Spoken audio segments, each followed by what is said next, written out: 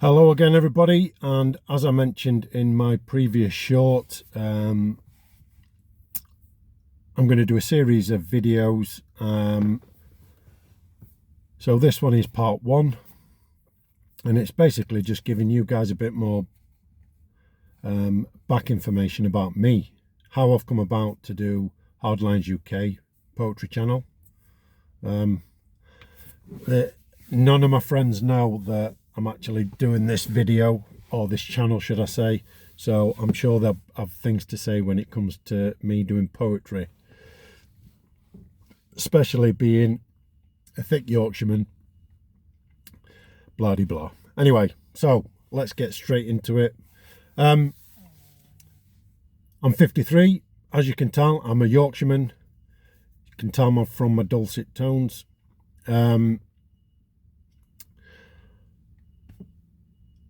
Left school, went straight into catering college for 2 years.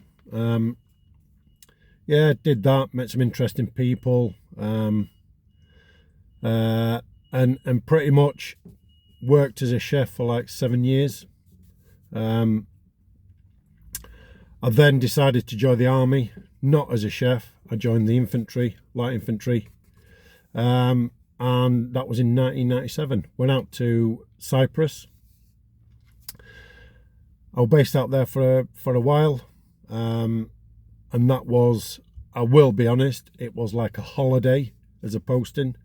Didn't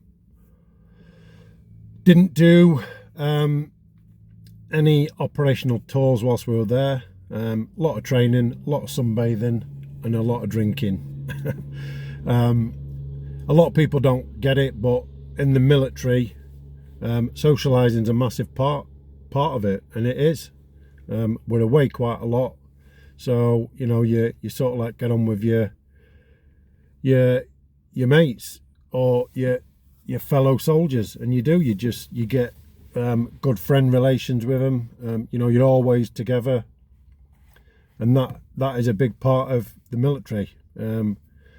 Whether some people like it or not, that's exactly what it's like. So yeah, we were based out there, did lots of training, did a lot of sightseeing, as you do, and then obviously went back to the UK, and we were based in Ireland. And first operational tour was to Northern Ireland. And just, by the way, I'm not going to go into too much details about things we did. I'm not some special forces guy. I don't profess to be. I didn't do any amazing things. It's just part of my life that's enabled me to do other things, really, and that was being in the military. It enabled me, once I left, to go on to, let's say, bigger and brighter things. And obviously, where I am today, it's a world away from when I was a 16-year-old in catering college. Yeah, things change. So anyway, yeah, did a tour in Northern Ireland. We did Drumcree first, which was 4 weeks, and that's where all the Orangemen do all their marching, things like that. And obviously the Catholics don't like it, and you know, we were there to try and sort of like try and keep the peace, so to speak. Then we went back and done another 6-month tour. Again, I'm not going into specifics. Northern Ireland, as it was back then, is no more. All the towers, Romeo Towers, which are ones that teams work in and they do a lot of surveillance things, they're not there anymore. They all got chopped down, and pretty much the troops have withdrawn from there. So it was a 6-month tour for us. It was enjoyable. A lot of funny things happened. I can elaborate on these if you want to in another video, and I can tell you little funny stories and things that happened. But for this, it's just you know, the purpose of these videos is just so you get a bit of a background to me. We then moved back to Edinburgh from our tours. Had a bit of leave. I got fat, drinking loads of beer for a month.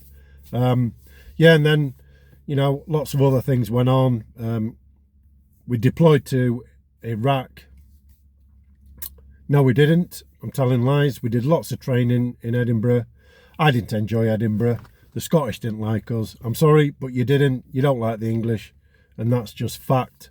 I was looking forward to it. Didn't enjoy it at all. And thankfully, the 3 years went. I'd say thankfully they went quick. They did and they didn't, and we obviously all moved as a oner to Germany.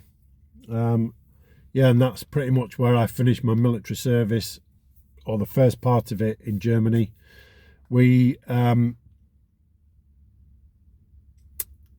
No, I need to rewind. I'm lying. I am lying there. We went to Sierra Leone when I was in Edinburgh.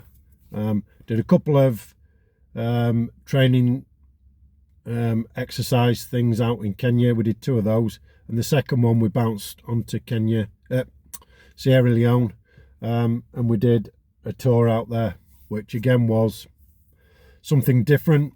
Not many in the military have done a tour in Sierra Leone. Some have, but there's not that many who've really been out there in numbers and done tours. So yeah, we did that tour out there. That was another eye-opener. Different part of the world, and you could, again, there's lots and lots of things I can elaborate on, but that's for another day. Back to Edinburgh. Started getting ready then for the arms plot move to Germany. We moved out to Germany in 2003. And we became they call it an armoured infantry. So we went from being foot soldiers, which speaks for itself, to vehicles. And yeah, we moved out to Germany, did a lot of training to get familiarisation with all the vehicles, how to be able to maintain them ourselves, and obviously anything above that, above our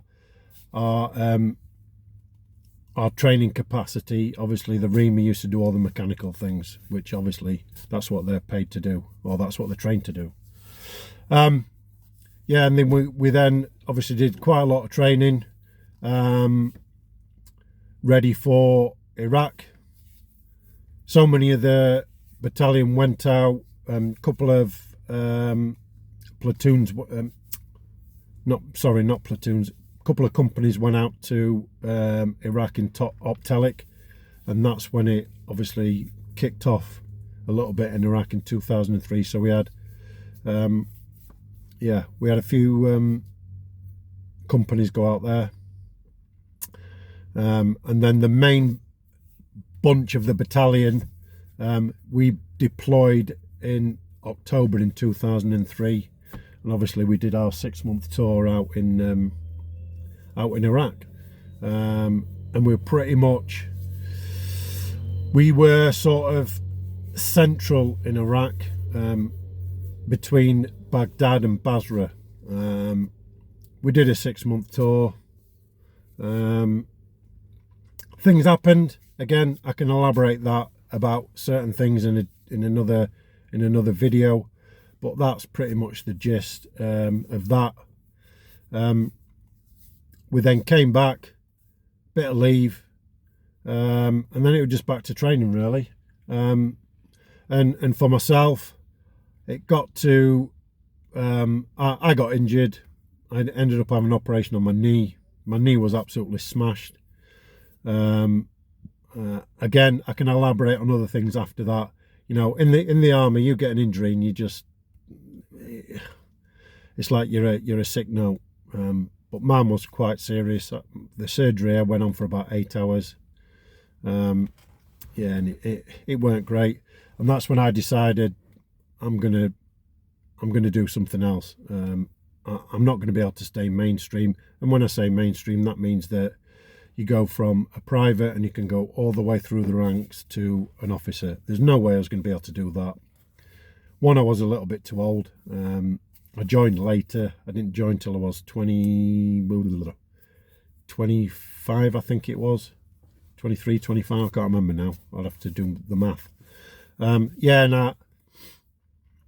I got injured, and I just thought, you know what? I know I got a lot of crap from, sergeant majors and etc. And I thought, I don't need this. I'm going to do something else. Sat some seminars with security, close protection providers, and that's when I ended up moving into the security industry. Yeah, so that's a squash down 10 minutes of what I did when I left school to obviously when I started in the security industry. So that's part one finished. I know it's not very interesting, but it gives you a bit of a background, and I'm going to do part two in a second. So stay tuned.